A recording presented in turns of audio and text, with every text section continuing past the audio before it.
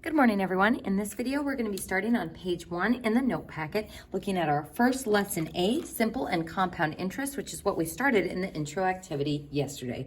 So first, our formula for simple interest is I equals P times R times T. So I stands for the amount of interest earned on P, the principal, the initial amount saved or borrowed, depending on if you are investing or borrowing. R is the annual interest rate. And just like yesterday, don't forget to turn your percents to working decimals. And these rates are usually per year. And T is the time in years. And folks, I would highlight that, because that's going to be important that we're keeping track of the units in these problems. So R is the annual interest rate and T is the time in years. Some conversions that you will want to keep track of is there are 12 months in 1 year, 52 weeks in 1 year, and 365 days in 1 year. However, on my math lab, they use the bank conversion, which to account for leap day, oftentimes banks will use 360 days per 1 year. So on my math lab, make sure you're using that conversion factor. Other things to be careful about in this unit is rounding. Now, typically when we're talking about money, we're going to be rounding to 2 decimal places, so careful there, including your units on the problem. So again, typically money, but sometimes we'll be solving for time or percents. And then interest versus the account balance. So this simple interest equation is only going to tell us the interest that the account is earning. If we want to find the account balance, we're going to have to add P, the initial principal, to that interest amount. So let's go ahead and jump into this first problem. It says, if you borrow $4,000 from the bank at a rate of 6% over 3 years, what is the total amount of simple interest you will pay on the loan?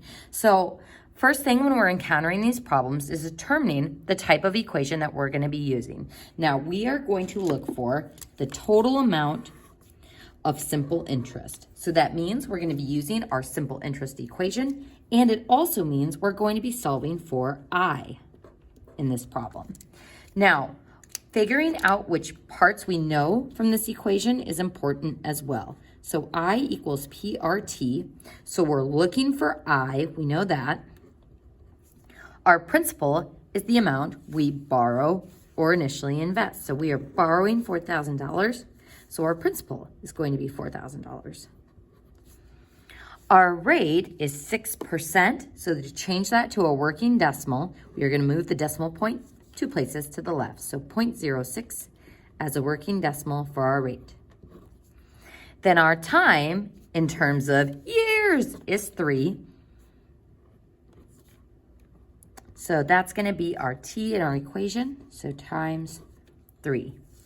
So folks, when you are doing these problems, you don't have to show the initial just blank equation that you're going to be filling in, but I will need to see this as your first step of work. So show me what values you plugged in from the problem into the equation you are using. So you must show this work.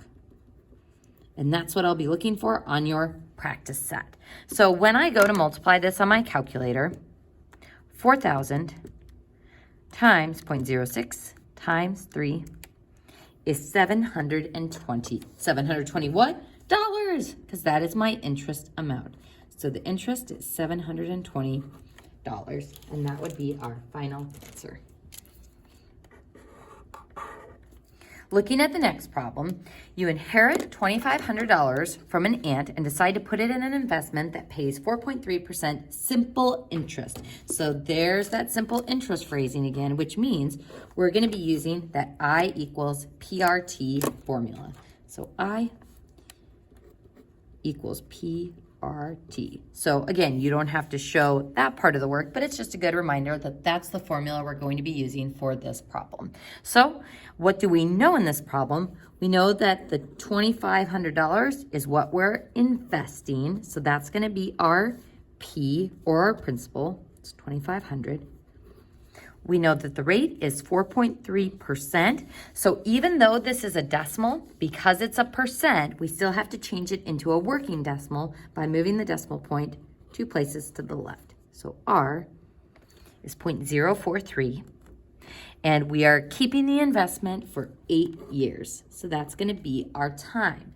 Now the question is asking, what will be its value after that time? When we're asking for the value,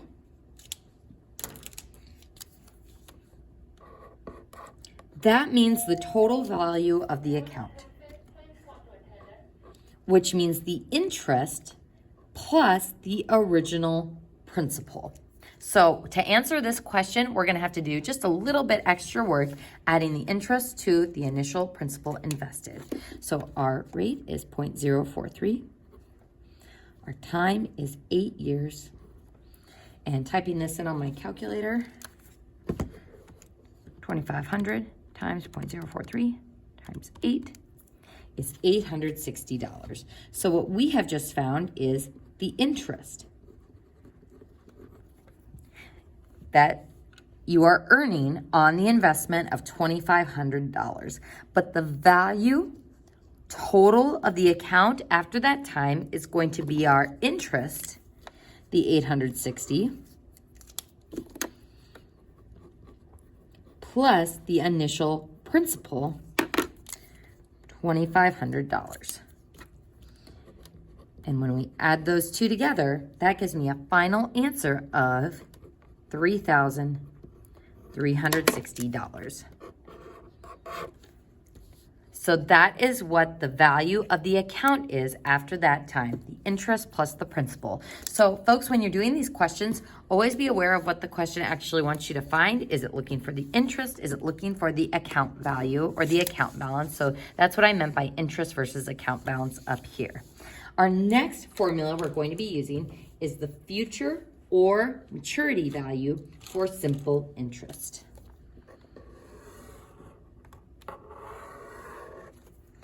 A is going to be the future or maturity value or the account balance of P dollars for the principal at a simple interest rate of R after T years. So simple interest rate.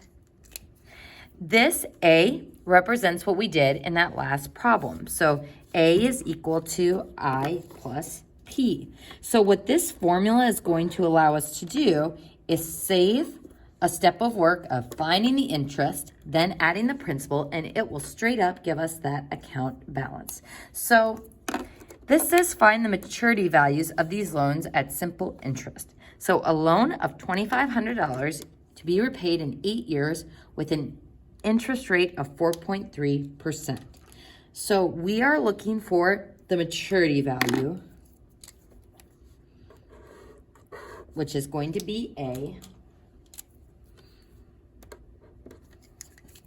of the loans at simple interest. So this specific equation. So a loan of $2,500 to be repaid in 8 years with an interest rate of 4.3%. First, we know we're going to be using this equation. A equals P times 1 plus RT. Our principal is the $2,500 loan. And then 1 plus our rate. 4.3% as a working decimal would be 0.043. Times the time, which is 8 years. So if I multiply that, we would get 2,500 times parentheses 1 plus 0.043 times 8. And that gives me $3,360.